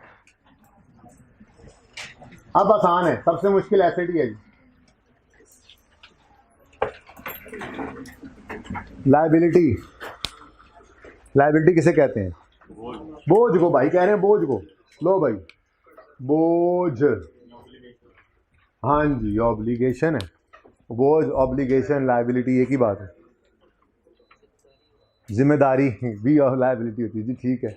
जिम्मेदारी भी, क्योंकि आपकी कोई जिम्मेदारी है तो उसको भी आपने पूरा करके ही अपने कंधे से उतारना है ना। ऐसे ही को आपने किसी के पैसे देने तो वो भी एक जिम्मेदारी है। जिम्मेदारी भाई ने बोला ना। हाँ, अब इसको 16 पे लेके आओ, ठीक है, इसी मोड ना चेंज करना। नहीं आ रहा, छोड़ दो फिर, निकल दो यहाँ से एक दफ़ा, तो देखते हैं अगली क्लास में डांसर वापस सेट करा लेंगे जी। जिम्मेदारी टू पे, जिम्मेदारी टू पे समवन इन फ्यूचर, ये भी आपके लायबिलिटी है, ठीक है। सिर्फ पे ही नहीं करना होता, आज मैं सिर्फ पे लिख रहा हूँ, ठीक है, लेकिन छोटी सी मिसाल देता हूँ। मिसाल के तौर पे, क्या नाम है मास्क वाले भाई आपका? लुकमान भाई मेरे पास आए। अब मैं अकबरी मंडी में आटे का व्यापारी हूँ, ठीक है, मैं खुद ही बन गया, मैंने कहा कोई माइंड ना करे, ठीक है। अब मैं होलसेल रेट के ऊपर गंदम वाला आटा बेचता हूँ, बेचता गंदम वाला आटा हूँ, दूसरा नहीं बेचता, ठीक है। अब ये मेरे पास आया लुकमान, इसने कहा जी मेरी दुकान है, मुझे ना 2 बोरियाँ गंदम के आटे की चाहिए। मैंने कहा यार फ़िलहाल तो शॉर्टेज है, लेकिन अब गंदम की फसल तैयार है तो बस आने वाला है, तो लेकिन बहुत ऑर्डर्स हैं, क्या करें? बहरहाल मिल जाएगा आपको, कोशिश करूँगा मैं। लुकमान ने कहा 2 बोरियों के पैसे पकड़ें सर, ठीक है। अब मैंने, बिजनेस ने ये पैसे पकड़ लिए आज। अब ये पैसे मेरे पास आते ही छलांगे लगाऊं, खुशियां मनाऊं, या जिम्मेदारी का एहसास हो, बोझ हो? ये भी एक लायबिलिटी है। Liability to provide goods in future भी एक लायबिलिटी है, लेकिन आज डेफिनेशन में नहीं लिखवाऊंगा, इस ज़बानी बताया, वक्त आने पे ये इंशाल्लाह लिख भी लेंगे, ठीक है ना। ये बात समझ आई है? लेकिन फिलहाल मैं सिर्फ क्या कह रहा हूँ, obligation to provide deliver goods in future को मैं कह रहा हूँ छोड़ो अभी उसकी बात नहीं करो। बता भी दिया और लिखवा भी नहीं रहा, ठीक है ना। अभी लिखने के लिए सिर्फ सादा सी बात ये लिख लो, obligation to pay in future, ये क्या है? ये क्या है? लायबिलिटी, ठीक है। ऐसे ही obligation to provide goods in future भी क्या है? लायबिलिटी है। Obligation to pay in future क्या है? बैंक से लोन ले लिया, इससे पैसे आए थे, वो भी बोझ था। बैंक से जो पैसे आए हैं वो भी बोझ हैं, क्यों? क्योंकि बैंक ने वो पैसे कल को हमसे वापस लेने या नहीं लेने, ठीक है। तो ऐसे ही obligation to pay in future हो, obligation to deliver goods in future हो, obligation to pay services in future हो, ये भी लायबिलिटी है। मैं कह रहा था अभी कि कॉलेज वालों पे आपने जो फीस जमा करवाई, कॉलेज वालों पे क्या है? लायबिलिटी। क्यों? फीस आज ले लेते हैं, सर्विसेज अभी देनी, आप एंटाइटल्ड फील करते हैं, ये लायबल फील करते हैं, ठीक है ना। तो liability to, obligation to provide goods हो, ऑब्लिगेशन टू प्रोवाइड सर्विसेज हो, या ऑब्लिगेशन टू पे कैश हो, ये तीनों चीज़ें ही क्या है? ऑब्लिगेशन। लेकिन लिखूंगा सिर्फ सादा वाली एक बात, क्योंकि आज बेसिक में है, आगे जाके इंशाल्लाह ये बातें वैसे ही आपको ब्रेन में बैठ जाएंगी, समझ आ जाएंगी। तो लायबिलिटी क्या है जी? Obligation to pay in future, to pay in future. ये आपने ना दूसरे लिखने भी नहीं है, वक्त आने पे लिख लेंगे, वो बता दिया आपको ताकि आपको कंफ्यूजन ना हो, ठीक है। Obligation to provide goods in future भी लायबिलिटी है। आज पैसे ले लूँ, बोरियां भी देनी है आटे की, लायबिलिटी है। आज पैसे ले लूँ, अभी आपको पढ़ाना है सिलेबस, लायबिलिटी है, ठीक है। बैंक से पैसे ले लूँ, कल को वापस करने हैं, लायबिलिटी है। बोझ बोझ, ठीक है। लेकिन लिखा सिर्फ एक ही ताकि फिलहाल ये याद हो जाए, दूसरे समझे हुए हैं ना, जरूरत नहीं पड़ेगी याद करने की, बुनियाद बना रहे हैं ना अभी तो, ठीक है। तो ये भी दो तरह की हो सकती है जी लायबिलिटी। अगर तो मैंने बैंक को पैसे देने हैं अगले 12 महीने के अंदर अंदर, तो करंट लायबिलिटी। और अगर 12 महीने के बाद देने जाकर 2-3 साल बाद देने हैं तो non current liability. Fix liability नहीं कहते, बस नॉर्म नहीं है, ठीक है। तो नॉन करंट लायबिलिटी, मैं इसकी भी लाइफ लिख दूं आसानी के लिए। लाइफ, अब लायबिलिटी की लाइफ का मतलब क्या होगा, कितने अरसे बाद ये लायबिलिटी पे ऑफ करनी है, तो इसको मैं लाइफ बोल रहा हूं। इजाजत है? लाइफ अगर ज्यादा हो 1 साल से तो इसको कहा जाता है नॉन करंट लायबिलिटी,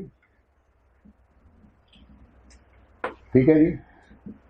मसलन बैंक लोन, अभी सिर्फ एक ही एग्जांपल दूंगा, ठीक है।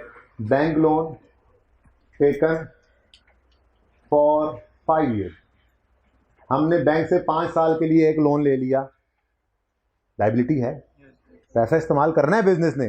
और यार कैपिटल भी तो लायबिलिटी थी, लेकिन वो लायबिलिटी टुवर्ड्स ओनर थी, ये लायबिलिटी टुवर्ड अदर्स है। बैंक हो गए को, और अभी एक और भी आता है, ठीक है ना, है भी लायबिलिटी, बिजनेस के ऊपर लायबिलिटी है, ठीक है। बिजनेस कैपिटल वाला, ओनर वाला पैसा बिजनेस इस्तेमाल करता है, बैंक वाला भी बिजनेस इस्तेमाल करता है। बिजनेस बंद हो जाए, ओनर का पैसा भी वापस करना पड़ता है, बैंक को भी पैसे वापस करने पड़ते हैं। समझ आ रही है आखिर वालों, अखीर वालों? अखीर तो नहीं हुई पड़ी, थोड़ा सा पढ़ा है आज हमने जी। Bank loan taken for 5 years है, तो ये क्या है, नॉन करंट। अगली क्लास अदनान सब कितने बजे? पूछ के आओ, मिस से पूछ के आओ। चुप करो तुम, मिस गाइड करते हो मुझे जी। ओके, लाइफ अगर 1 साल से कम या पूरे 1 साल के बराबर हो तो इसको क्या कहेंगे हम, करंट लायबिलिटी, ठीक है जी। लाइफ का मतलब हमने पे करना है लायबिलिटी को अगर 12 महीने के अंदर अंदर, ठीक है। मतलब मैं बैंक लोन की एग्जांपल ले लूँ, अगर bank loan taken for 8 month, 6 month, जो भी कर लो, 10 मंथ, चलो 10 महीने बाद बैंक को पैसे वापस करने हैं, तो 10 महीने 12 महीने के अंदर अंदर ही आते हैं ना। है तो ये भी बोझ, ये भी बोझ, ये भी बोझ है, ये भी बोझ है, बस क्लासिफिकेशन का डिफरेंस, ठीक है। और एक और चीज़ लिख लें, क्रेडिटर्स। क्या जी, किसको समझें ज़रा, ऊपर होगी, इधर किसी ने जाना, इधर मैं ही मैं हूँ, तो फिर मैं FAR 2 की क्लास कहाँ करूँगा? सर की वो 1 में, मेरी पिछली क्लास 7-8 में हुई थी। अच्छा चलो ठीक है, चले कोई बात नहीं। आप लोगों की क्लास कितने बजे अगली? चले अब क्या टाइम हुआ है, घड़ी एक लगवा जी 42, चले 5 से 7 मिनट दे दें मुझे, 5-1 मिनट दे दें, ठीक है, ठीक है। अच्छा सुने, अब ये बात समझ आई, क्रेडिटर समझ आ गए? बताया मैंने है नहीं, कैसे समझ आ गए? अच्छा, ये जो मैंने मार्कर खरीदे थे ना, कैश दे के खरीदे थे अभी तक, ठीक है। अब मैं ये मार्कर खरीद भी उधार पे लेता हूँ। क्या नाम है तुम्हारा? एहसन मेरे सामने बैठा है। मार्कर असल में ना, एहसन मैन्युफैक्चरर है मार्कर का। मैं इसके पास गया, मैंने कहा एहसन भाई मैंने 3 मार्कर आपसे खरीद लिए, ठीक है, फॉर सेलिंग पर्पस। ऐसा नहीं कहा पैसे, मैंने कहा 1 महीने बाद दे दूंगा। अब जैसे ही मार्कर मेरे पास आए, जब तक नहीं बिके, ये मेरा स्टॉक है, एसेट तो है, लेकिन डुअलिटी कॉन्सेप्ट है, ये मेरी परचेज है। ये क्या है? परचेज है फॉर सेलिंग पर्पस, ठीक है। लेकिन एट द सेम टाइम खुद पे बोझ भी महसूस कर रहा हूँ। क्या?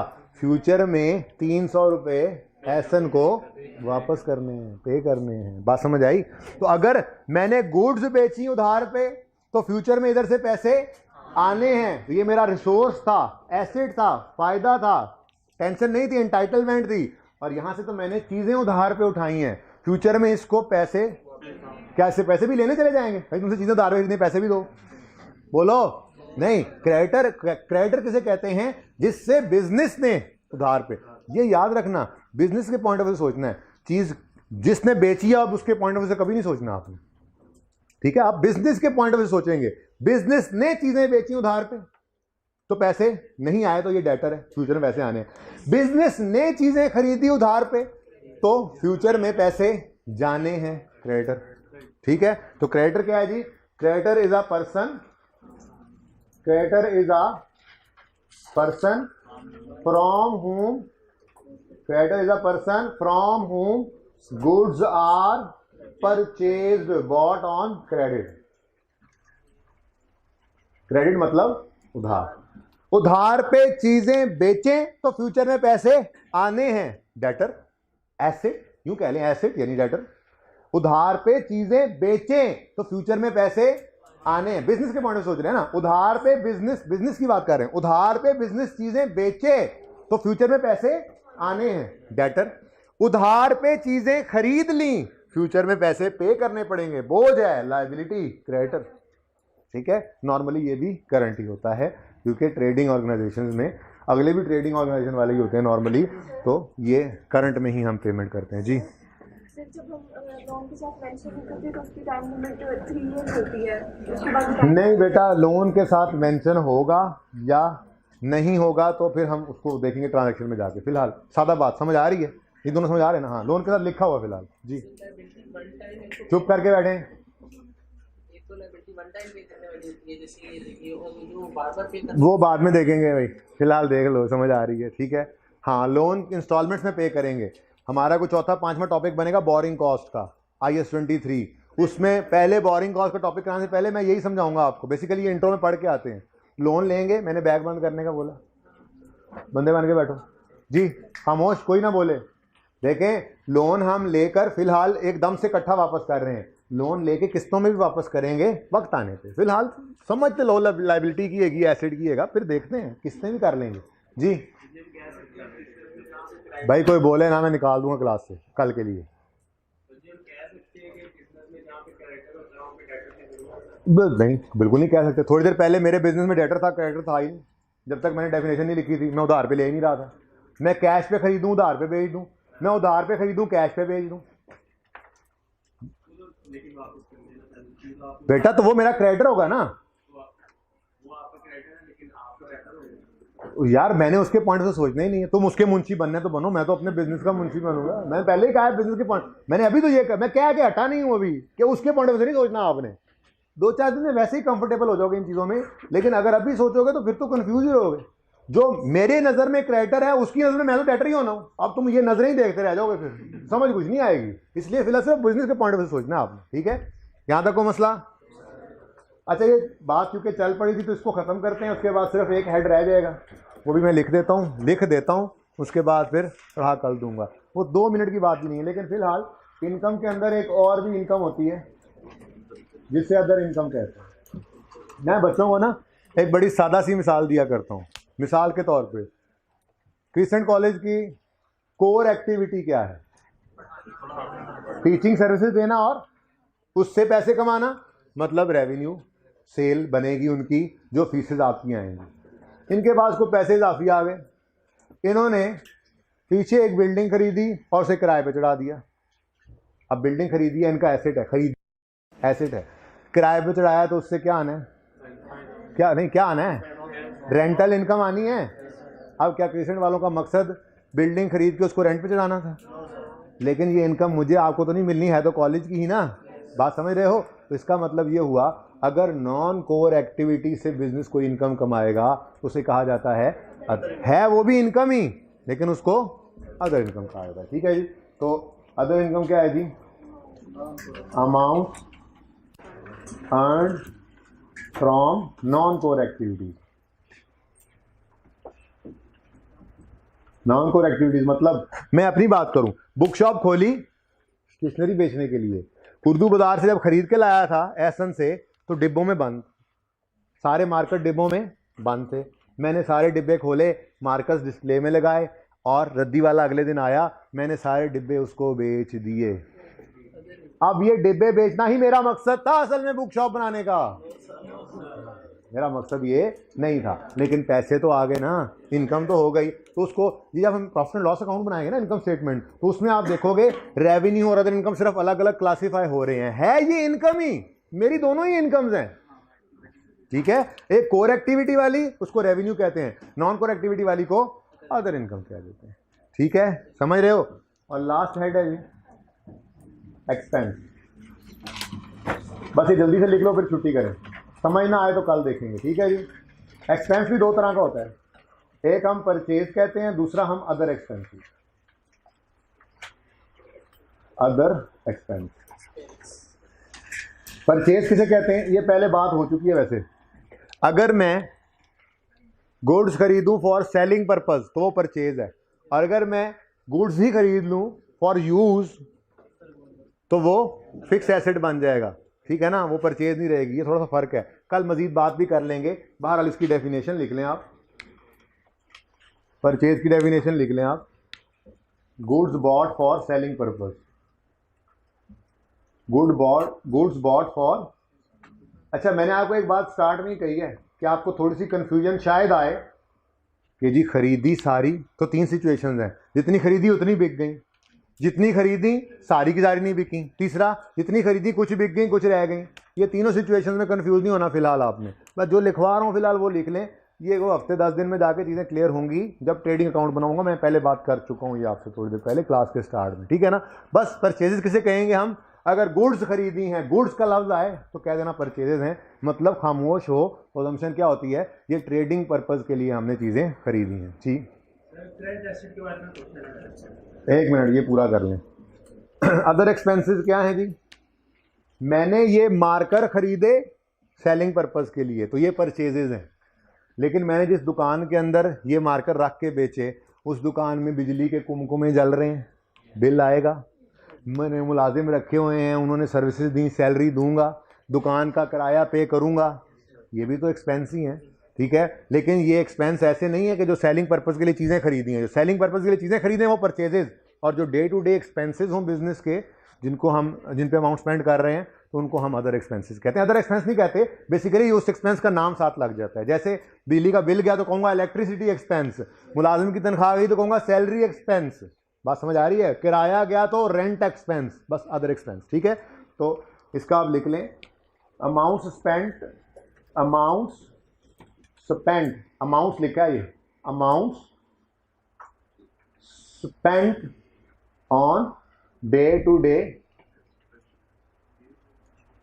डे ऑपरेशंस ऑफ बिजनेस, ठीक है जी। ऑपरेशंस लेकिन किसके, ऑफ बिजनेस, ठीक है जी।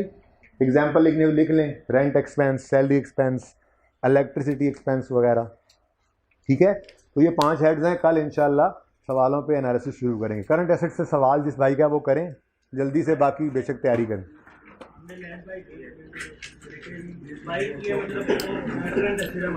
हमने बेचने के लिए हमें पता लगा कि 2 साल के बाद उसकी प्राइस ज़्यादा हो जाएगी, तो हमने उसको होल्ड किया। बेटा वो IS 40 हमने पढ़ना है, सारा कुछ है सिलेबस में, क्या करें आप, इन्वेस्टमेंट प्रॉपर्टी कहते हैं उसको, IS 16 से वो निकल जाएगा, वो वक्त आने पे बता दूंगा, ठीक है जी। अल्लाह हाफिज़।